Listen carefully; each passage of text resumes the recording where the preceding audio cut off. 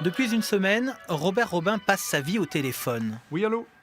Membre très actif du collectif des sinistrés de la sécheresse, Robert Robin vient en aide aux victimes. Et il y a urgence. Après la reconnaissance de la sécheresse du printemps 2017 en catastrophe naturelle, les sinistrés n'ont que 10 jours pour faire leur déclaration auprès de leur assureur.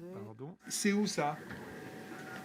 À Broyer, d'accord, oui. Le collectif gère une soixantaine de dossiers sur le seul bassin royannais, mais sur l'ensemble du département de la Charente-Maritime, ce sont 180 dossiers qui ont été ouverts. On va aller voir nos fissures d'abord dans un premier temps, on verra nos papiers après. D'accord. Nous sommes à Royan chez Jean-Pierre Borderon. Depuis de nombreux mois, sur le mur ouest de sa maison, des fissures plus ou moins longues sont apparues. Sous-sol très argileux, forte chaleur, absence prolongée de pluie et donc mouvement de terrain. La recette idéale pour favoriser la création de brèches dans son habitation. Cette reconnaissance de l'état de catastrophe naturelle va permettre à Jean-Pierre Borderon de faire prendre en charge le coût des travaux qui peuvent très vite devenir onéreux. Vous envoyez ça en recommandé avec accusé de réception à votre assurance.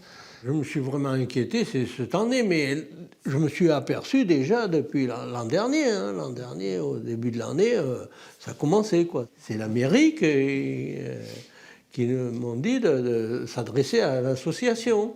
Il y a un certain nombre de dossiers qui vont être clos systématiquement. Ils vont dire fissure insuffisante ou ne correspond pas. Mais bon, et puis il y a ceux qui sont vraiment bien cassés, comme ce monsieur qu'on vient de voir. Là, par contre, on est un peu plus tranquille. On sait que logiquement, il devrait demander une étude de sol pour voir l'évolution et savoir quelle est la meilleure méthode de réparation. Date limite d'envoi des dossiers auprès des assureurs, lundi prochain, le 17 décembre.